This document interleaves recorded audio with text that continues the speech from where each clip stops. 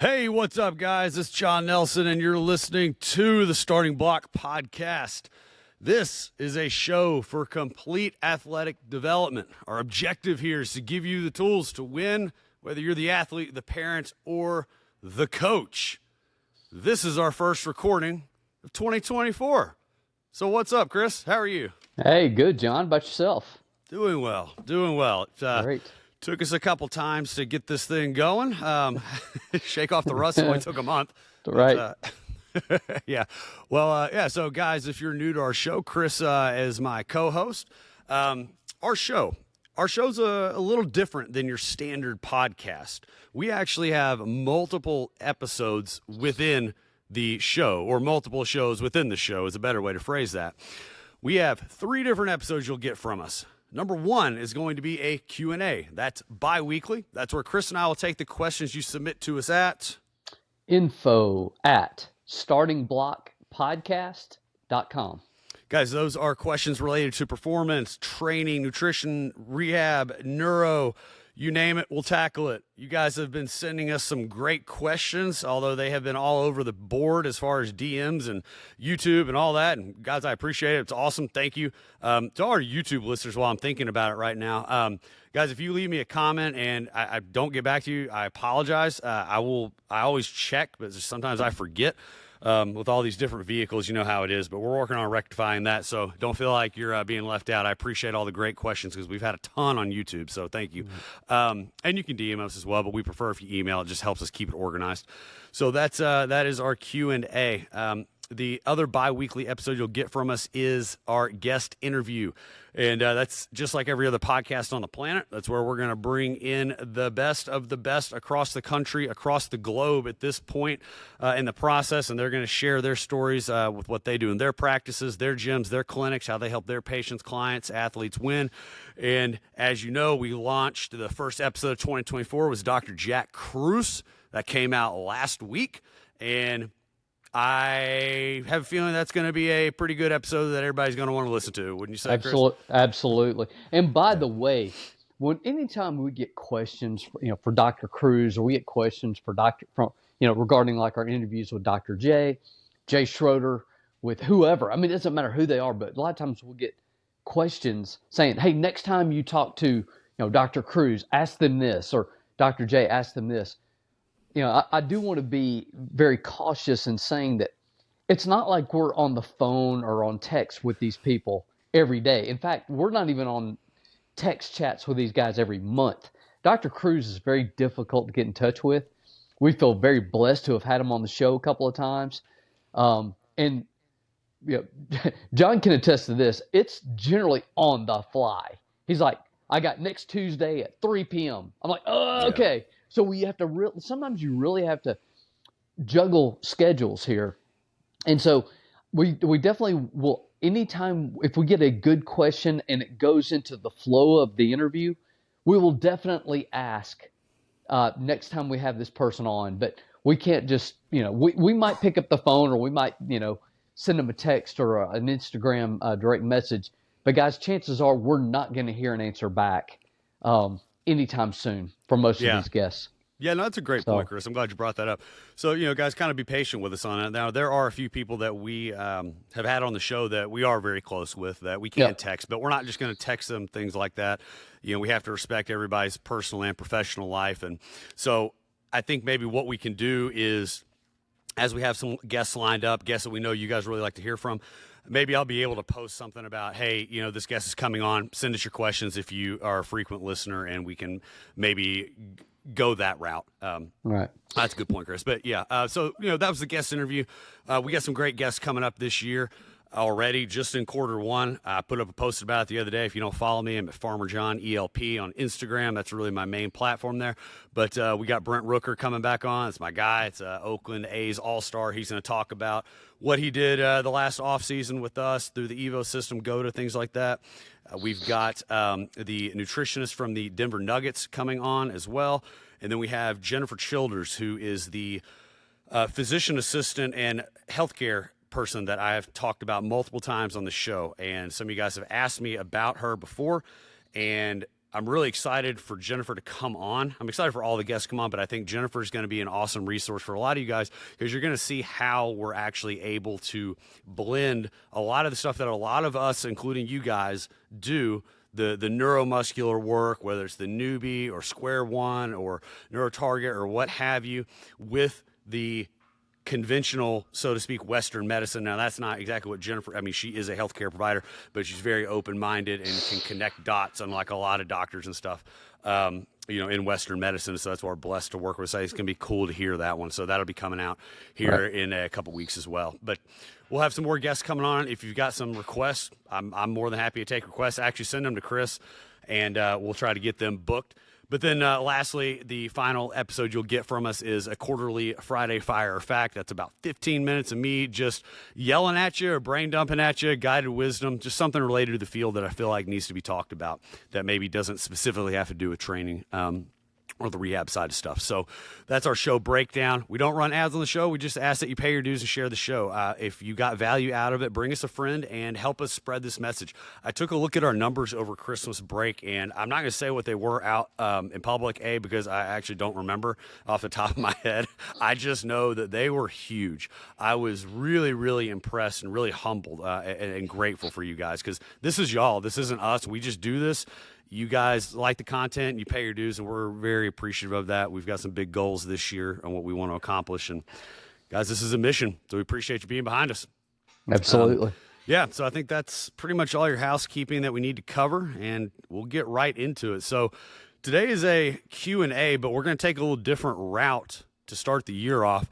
And we're going to re-record one of our most popular episodes that we did. And this episode, I want to say we did it. It was like our 4th episode we ever did. Right. And yeah. Admittedly, we were very amateur. I mean, not that we're by any means better than amateur at this point. We're still pretty unprofessional and rough around the edges. But we were still trying to figure out our recording and all that stuff. And so the audio was pretty terrible. Plus, I was in New Orleans at the time and trying to use a hotel Wi-Fi to get signal. It was just bad. So we know that was a popular episode. We know there were a ton of questions about it. So we wanted to redo it and maybe clear some things up, both metaphorically and, I don't know, what's the word I'm looking for? Audioly? And audioly, yeah, whatever. This is why we're amateurs. We say we don't run shows, guys, but really, truly, nobody wants to pay us. That's why. Oh, man. All right. So, the almighty ISO Extreme. It's what everybody wants to talk about. It's what everybody is interested in learning more about. Let's just, before we begin, let's just state and make sure that everybody understands. We are not speaking for Jay Schroeder. Not speaking for Jay, all right? Jay's been on our show. All of us owe a huge chunk of our career to Jay. He has taught all of us a ton. I'm not speaking for Jay, all right? Please go listen to the interview with Jay. It was great. It was one of our first interviews we did in 2023. This is simply after years of being in the field, both Chris and I, with the people that we've worked with, the people we've had on the show, our experiences. This is our discussion on this. These are not Jay's words, all right? So, and I'm not going to take a question to Jay, so don't ask. Right. I will on occasion, when I'm ready to be a glutton for punishment, because a lot of times, I'll. Seriously. All right. Yeah. Well, in essence, we'll start with this and saying that when you're digging into the ISO extremes, this is something that Jay Schroeder developed, okay, or the terminology he coined. And in essence, there's essentially 7 deadly positions, right? 7 deadly positions of the ISO extremes. And they are a variation, in my opinion, of your 2 main specific types of ISO. So you could almost say it's a third one, but we'll get into that. As everybody knows, or I hope you are aware, if you are a coach, that there are really 2 main different types of isometric movements. If you don't know that, then I'm beginning ready to tell you right now. There is a yielding and there's an overcoming isometric, and they are very different. Why don't we touch on that first, Chris? Okay. Well, first of all, by the way, this is actually answering a question from a question that I got actually twice in the past week or so. And if you begin to understand, how is it that strength training, or why is it that just general strength training is not always the best type of training, I guess we could say, for athletics. Okay. I know the answer. Why is that? Okay. Yeah. Well, it's multifaceted, guys. Right. So It is there's no, multifaceted. I mean, one of the simplest things is just because you can bench a certain amount does not mean that you can actually display that strength in a game situation. Correct. The other component to it is even in lifting, even maximal lifting, the literature shows you that you don't recruit maximum muscle fiber. Like recruitment doesn't happen. Even if you're going the max effort method, it still doesn't occur. Isometrics are really one of the only ways. Well, ISOs and the newbie, are one of the only ways that you can recruit more muscle fiber than your body will actually allow you to recruit, because your body is going to try to protect and survive and conserve energy. And so those are two kind of big reasons right there. Why, I don't even remember what the question was there. It was like why strength training isn't the most important thing, I think. Why standardized strength training is not necessarily the best for athletics. Sure. And that's usually the two reasons that I state with people. Right. And of course, those are, I'm going to give you two more that they're very comparable, but yet slightly different. And I'm going to have everyone picture in their mind for just a minute. And we're going to go with something that most people do at some point in time or another, and that is throw a ball. Okay, throw a ball. So, John, I'm going to ask you. Unless you're Tom Cruise in Top Gun. Yeah, exactly. You clearly don't know how to throw. Correct. Correct. So, All right. So I'm going to ask you, John. Sure. All right, you're getting ready to throw a ball. What do you use to bring your arm back? Okay, to bring your arm back. Okay, because you don't just throw a ball using the muscles that push, right? Right. Okay. You've got to pull back into position. What do you use? What part of your body? We're thinking just arm now. Granted, there's a whole bunch of muscles in your body, whole bunch of joints in your body. I'm talking about just arm. What parts of your arm bring that arm back?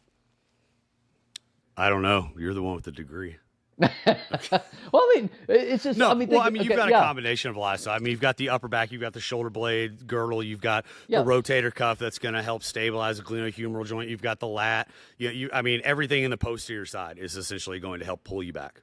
Correct. Yeah, everything in the backside, the rear delts, the like you said, the teres, scapular retractors. It's all kind of one motion. You're not just pulling back, like a bow and arrow. So Correct. It all kind of is working together. Right. So you use the muscles on primarily the posterior side of the upper body to pull that arm back. Well, instantaneously, as you're getting ready to throw the ball, actually start bringing that arm forward, the muscles you just used to pull that arm back have to shut off. Right? They have to now, everything that pulled that arm back now has to shut off, and everything on the front side of the body has to turn on. Okay? So it's an on-off switch. It happens very rapidly. It happens under very high levels of force, not necessarily high levels of weight, but high levels of force. Backside muscles shut off, front side muscles turn on. Boom. Now we start reversing the motion, and now we can actually start throwing the ball. Mm-hmm. But you can't just throw the ball with your arm in front of you. It has to come back, then forward. We could use the same example in running in the hip, or we could use the exact same motion with, say, swinging your trunk in a tennis swing or a baseball swing or whatever else. We could think of a million different examples. But if you think in terms of muscles turning on and off at very high velocities, and then you think in terms of standardized strength training, when does that ever happen? When do you ever use your body to move in one direction, then the opposite muscles to the opposite, the opposite muscles in the opposite direction? So let's apply that to something like practically, like for somebody who's new listening to this, because some of you got, a lot of y'all, our audience, what we're talking about. But if you're new, apply it this way. Let's talk about the two examples I use all the time are like a bicep curl and a squat. So in the bicep curl, let's think about this. When we talk about flexion here, all right, what muscle is designed to flex there in the bicep curl? We obviously know it's the bicep, right? The bicep, but right. Then what muscle is there to extend the arm back down? That's the tricep, correct? So Correct. What happens here is if you are doing a bicep curl, for example, using the bicep to curl up and then slowly lowering it back down, maybe you're doing an eccentric or maybe you're just doing it in a controlled manner. You're using the bicep to extend the arm. And in bodybuilding, that's fine. In life, it's not fine because now you're teaching the body to move incorrectly. And the nervous system remembers this. The myofascial network remembers this. You have to use the tricep to pull back down. So again, as bicep contracts, tricep lengthens. As you lower the weight back down, triceps should contract, biceps should lengthen. That is what Chris is talking about when you're throwing the ball. And ultimately, one of the huge reasons why strength training can be very ineffective is because it teaches you to move incorrectly. Correct. It's and a the squat's the same way. Squat's exactly the same way. Mm-hmm. So the whole point is behind an ISO extreme is so much of it is counterintuitive, but it's counterintuitive to general strength training. It's not counterintuitive to the way that you move in athletics. It is the way you move in athletics. So the number one key with any ISO extreme is the position. Okay, and and if you listen to any of our interviews that we did with David Boer, you know that a true ISO extreme is in a fully lengthened position, right? So let's use a lunge. Okay, let's use a lunge. For most people, that's going to be your hip below your front knee, or at least at the level of your front knee. And typically about 1 inch, 1 inch give or take of your weakest position is usually where I usually encourage people to start. Yeah, you're low. And then you're work to getting to that extreme, And then you're working your way downward, not upward. Mm-hmm. And John, I've heard you say many times, and the back leg, you're trying to extend that back leg from your hip. Right. Okay, not from your spine, by the way. Okay, you don't want to have an arched back, but correct. And that's actually where I wanted to head with that. Yep. Yeah. So go ahead and take it. So we talk about position. All right. So position in the ISOs, the way that we do it is the joint essentially that we're working is going to be at a 90-degree angle to the ground. All right. 90-degree angles, as you've heard, if it's not a right angle, it's a wrong angle. Why 90 degrees? Because the muscles alternate around the joint very fast. That oscillation process is very quick. It sends a lot of feedback up to the brain. So we're teaching things to fire at a very, very quick rate. That is it's one reason why extreme slow builds extreme speed. There's some other things that happen, but nevertheless, what I'm trying to say is 90-degree angles. So in the lunge, we're talking about front shin 90 degrees. In the push-up, we're talking forearm to the ground. In wall sit, we're talking shin to the ground. In scaping, we're talking about forearm 90 degrees to the handles. You don't really have an option there. Right.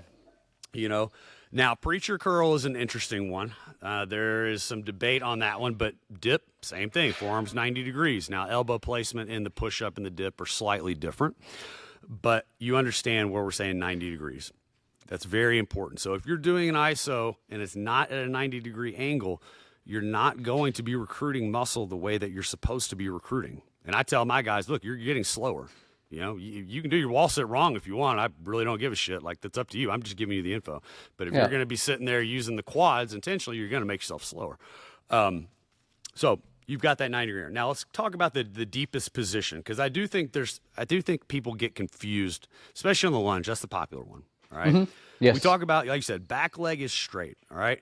And so, guys, I want y'all to picture, think of your skeleton, right? And just think of what happens as you execute like a leg curl, all right? There's no knee flexion there, all right? Now, think about that if you're doing, say you're doing like a reverse lunge, right? And that back leg goes down into that 90-degree angle. Think about what you see all the time. I just watched a huge SEC baseball program that's right down the street from us, showing their guys doing reverse lunges with 300 pounds. And you can just see their knees wanting to explode, that back knee.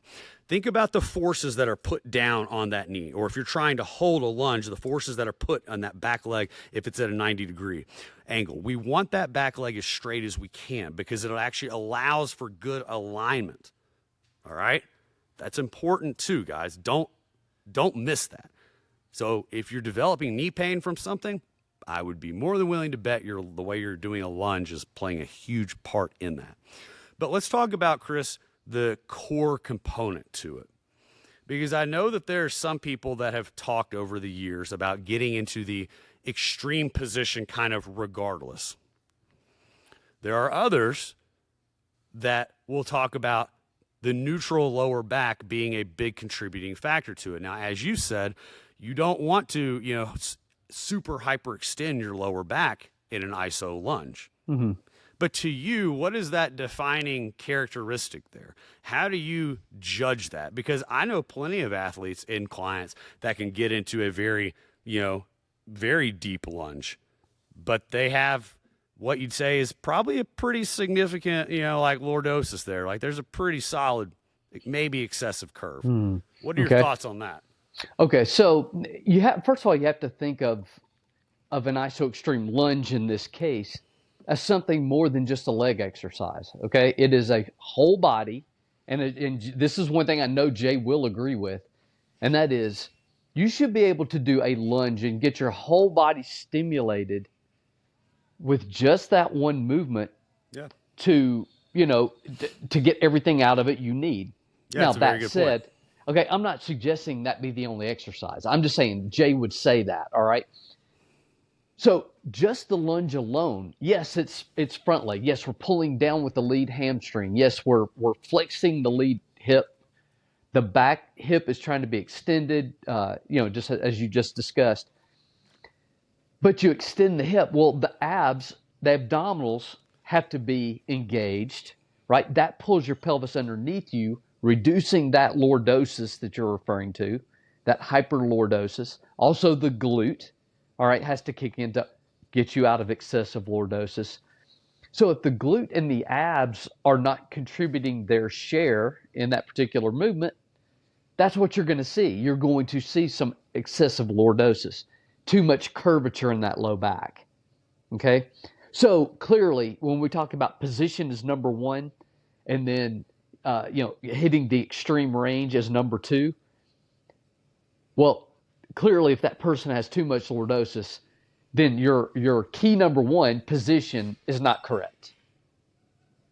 Mm-hmm. Your position, the number one most important thing. And I'm going to put you on this. I'm going to put you on the spot with this. I'm going to ask you this question because sure, I do think it's a very interesting discussion, and I think when it comes to I'm not a believer in the neutral spine. I do believe there are certain things that there is a time and place for things like that. But there's that funny meme. I don't remember who it was, but he was like, we're going to do a neutral spine, and like he walks around like into the office with it. Right, it's right. Good. But I think there is something to be said for that. If you're not able to engage the right musculature, then I do think you need to revert back and go back into that, be able to get that neutral spine, to be able to engage the muscles the right way. But what I'm saying, Chris, is because the lordosis conversation is so subjective, and it really is, unless there's something out there that I don't know of, it's extremely subjective. What are you using as your gauge as to whether somebody is excessively arching the back? Or if, hey, they're arching the back a lot, but they're able to contract the right way. Right. Yeah, my eyeballs, honestly. I'm not, if someone is hyperlordotic, too much curve in the low back, you can see it. You can see it. Okay, they're butt dipping backwards. I mean, it's not just, okay, I agree with you. I don't believe neutral spine, that argument either. I'm right there with you. That said, you can get excessive in the other direction. And if you allow it to go too far, you're training the wrong position. Now you're setting that person up for who knows what kind of problem. And that also sets up the certain muscles to not engage properly. Your psoas muscle can't engage properly.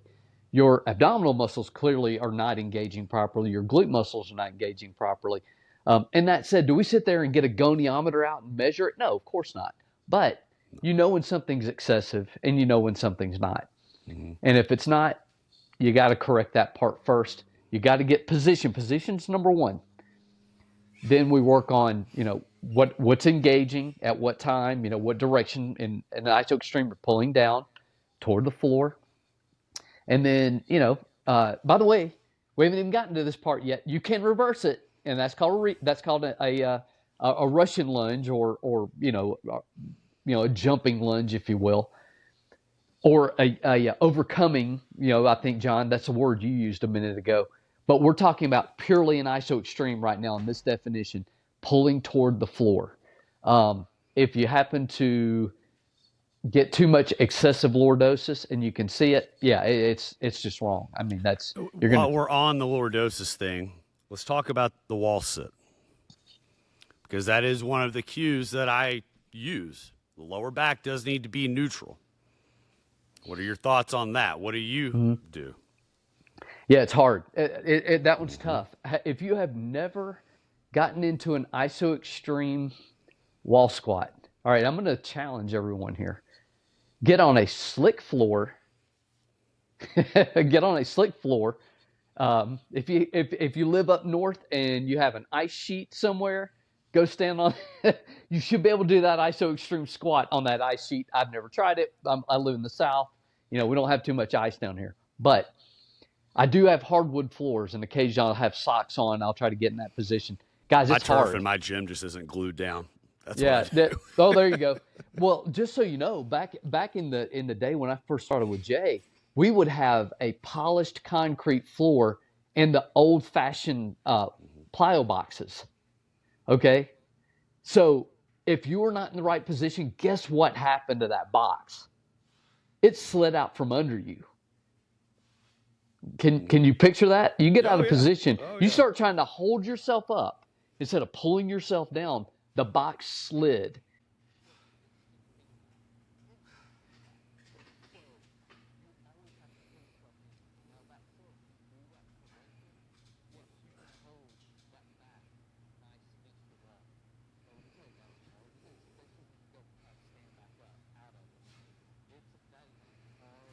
Mm-hmm.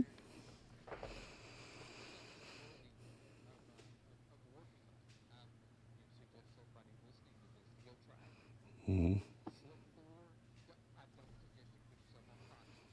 No.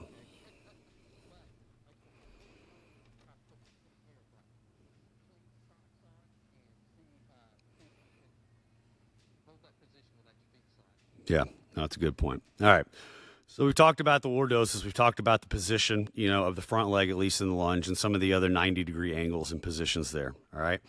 Let's dig into, you talk about, and we both say, this is both physical and mental. Before we get into the mental, I want to talk on the physical side of it just a little bit. We've had this conversation before where we have talked about, what do we feel? And as David would say, we don't feel anything, we just execute. I'm not going to get into that whole conversation today. Go listen to I don't remember what episode it is where I talk about that. But in general, what muscles should we be feeling in different positions, or for new coaches learning to do these? Because what I'm trying to say is, what muscles do we need to feel across the board? Because this ultimately leads to this full body engagement that we're going to talk about.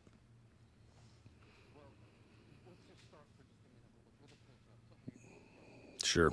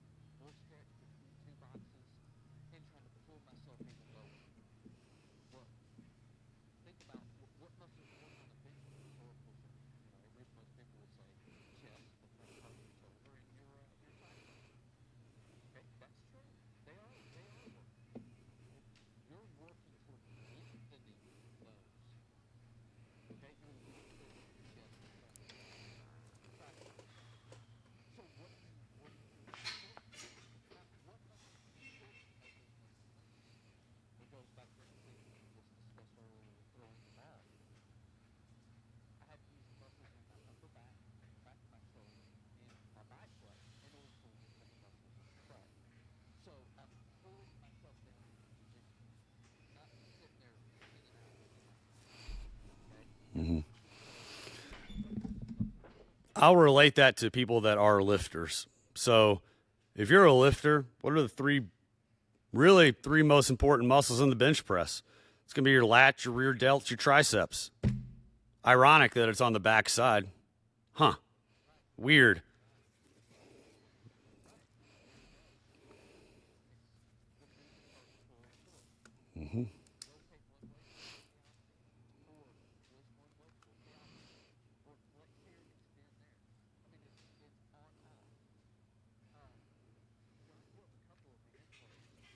Yep, I do.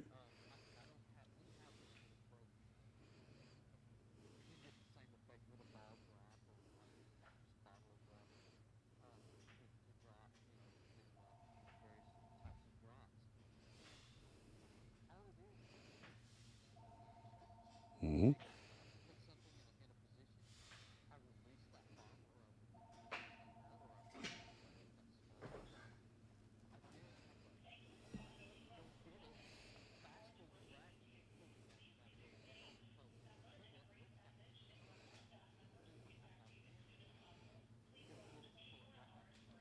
Right.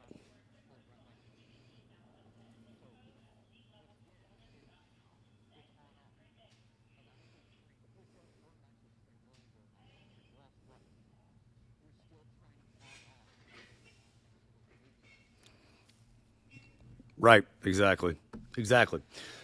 So we've touched on a lot of the physical components to this. We've given you guys some ideas of, or not ideas. They're not theories. They're in concrete. Okay, like of how these are supposed to be done. So one of the other elements that I'll touch on, and we don't have to spend a ton of time talking about it, is just the full body engagement of what these are doing. So, for example, I trained my wife probably 12 years ago at this point, trained her for the Navy Nautical 12, which I think is like 13 miles. And to run that race in her training, we did zero running, zero, none, not a single bit. She set the best pace of her life. How did we do that? It's because when isometrics are done the right way, a lot more happens than just the strength component. If you understand how the energy systems work, theoretically, you can actually recycle and recover the other energy systems. So when you reach the aerobic component, everyone thinks the only way to train aerobic is through cardiovascular-based work. And that's not necessarily true. You can use it to help assist and recover the other energy systems. Now, when you get to the lactic component, that's a whole different, discussion about whether or not you can go through, the pain that you're dealing with and all that. But here's what I'll say is I've done it. All right. Well, I didn't. I coached it. She did it. And if you're listening on audio and you can't see the video, my wife is standing at her desk over there giving me, the bad eye, like, you dumbass, like you didn't do shit. But they can train the energy systems, guys, and that's part of it. Like when you're doing these ISOs, this is not just about reaching a time threshold. This is a physical, intellectual, psychological, emotional, spiritual endeavor. But there is a lot of shit going on in these. And if you just do them because you think it looks cool, you're missing the point of what's actually happening here, right? There's a lot of stuff you can do when you train them the right way. And I just thought that was a relevant point, something that I wanted to bring up, because I know there's a lot of information out there about this stuff.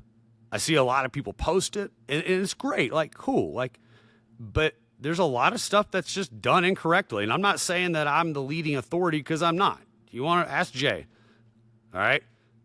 But we've been doing things for a long time with a lot of pretty good results. Wouldn't you say, Chris? Like, pretty good results. And, I wasn't going to make this public, but I am, because I feel like it needs to be said. Like, I'm not going to use any names by any means, but I found out that a lot of information that I had spent quite a few years accumulating and working with other individuals and practitioners and doctors was actually stolen from me and posted online.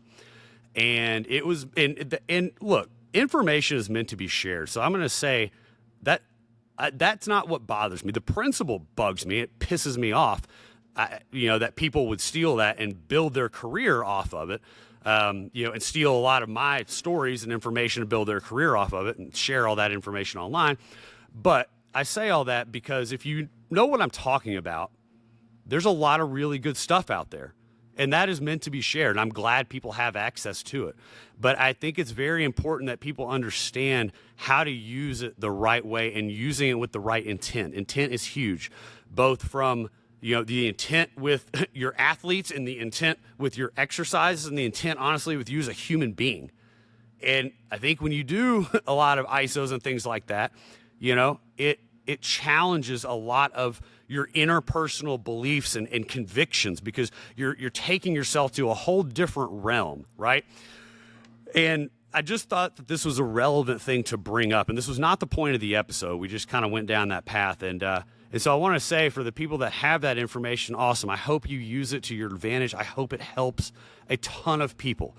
And to the people that, maybe help me get that, and you see it and you wonder where it came from, it was stolen from me. And, I greatly appreciate everybody that taught me over the years. And this is why we do this show, and that's to give back, right? We got to give back to the community. So this is my attempt to give back and help those that want that help and do it the right way. But anyways, it goes back into the ISOs. How you do intent, your intent with it is very important. Mm-mm.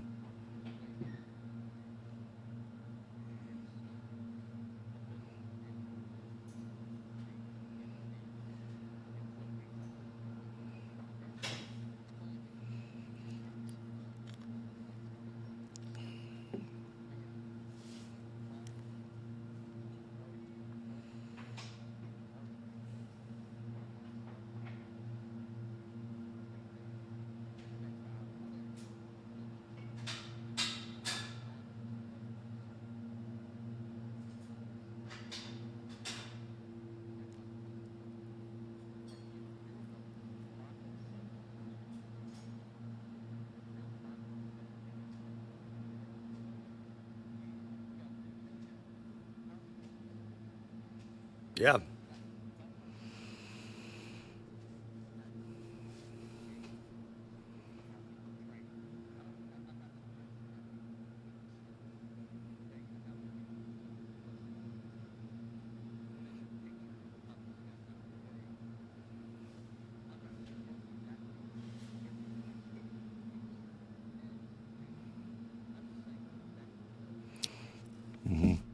Yeah, that's actually, I want to go down another path with this.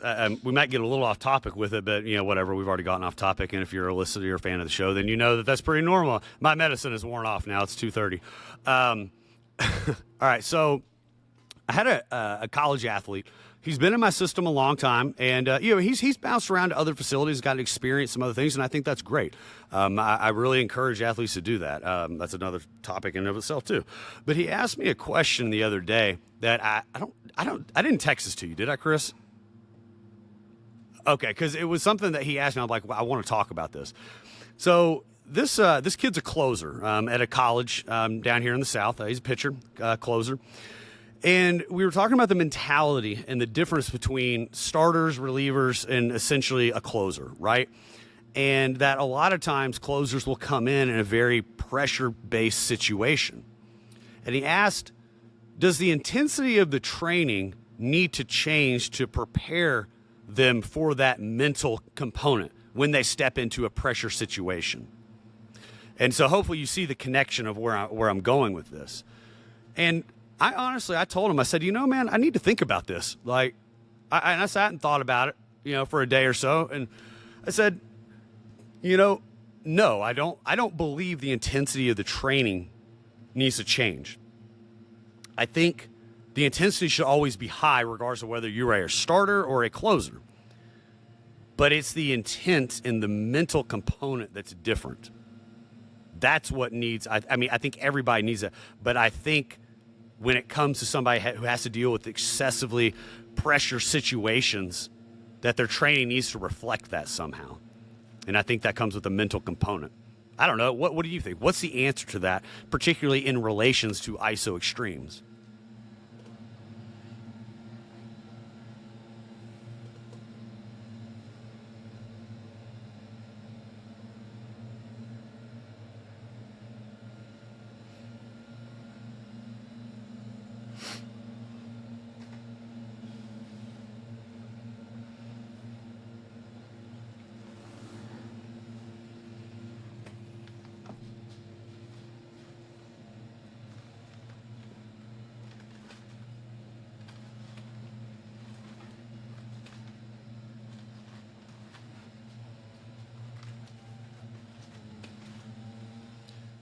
Yeah, yeah. I did, and I thought it was just a really, really good question.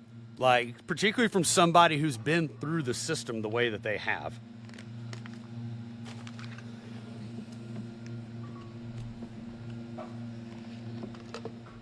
Right, right. Now, maybe we're doing like an ISO extreme lunge and, we're holding that for whatever prescribed time. And, maybe for the starter, I show them a picture of butterflies. And for the closer, I, hook the newbie up to their, head. Don't do that. Please do not do that.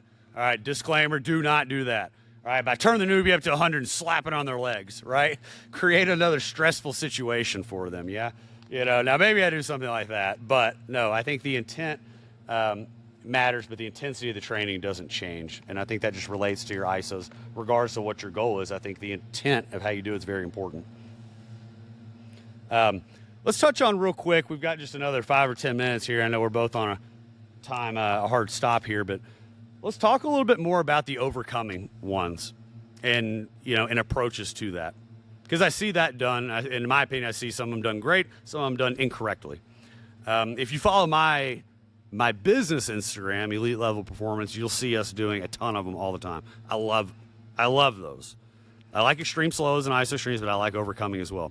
What's your experience with those, Chris, and how do you implement them with your system?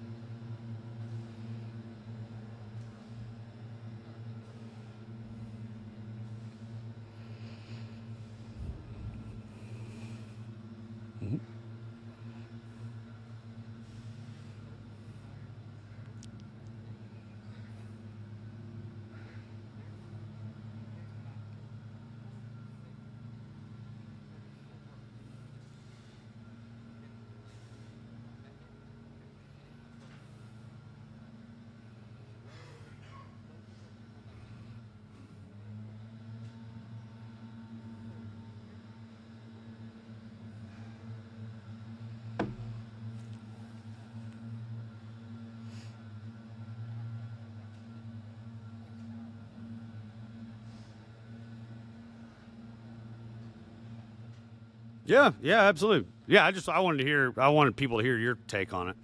Yeah.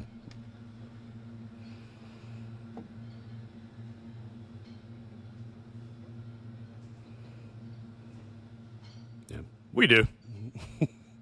Yeah, we do. Yeah, no, I love doing those time and place for all of them. I think just depending on what it is you're trying to accomplish with an individual. But yeah, I like to do a lot of the pins. I like to do hack squat, like ISO holds like that. I love putting that type of stuff into a French contrast, style. I love French contrast. I use it constantly, essentially. But I like to plug in different things like that. Great results from it. There's a little tip for you guys if you don't do that already. Maybe we'll do an episode on that. I love that. Me too. Yeah, I love that approach. I think it's awesome. I think provides incredible benefit, and it also gives some variety too, and keeps things going too. Just if you're looking at it from that perspective, you got then like extreme slows too. To touch on that, I mean, we could do a whole episode on each of the different quote unquote types, but I'll touch on extreme slows, right? So in the extreme slow, you're essentially doing the same thing as you would in an ISO. You're just starting from a much higher position, but you're pulling into it the entire time. Now, there are some certain things that you need to take into consideration, like let's just say you're doing like an extreme slow lateral delt raise. All right, that's one of my favorites. Like once you essentially like you just fight, and or pull. Okay. But, when you get to about 30% or 30 degrees or so, left, you can pretty much hold that all day. Like, so you kind of need to reset, and I kind of talk to people about that because I see the lateral raise done like that kind of incorrectly, or a standing, like extreme slope preacher curl. They'll kind of get all the way down and just sit there and hold the bottom. And it's like, well, if you're doing extreme slow, you kind of want to reset and go through the whole thing. But I don't know, that's just my opinion. You got any thoughts on that?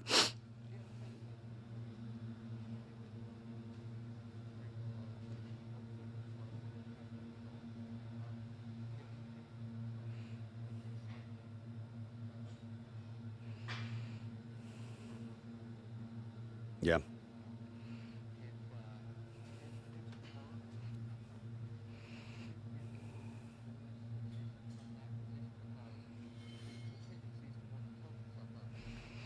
Mm-hmm.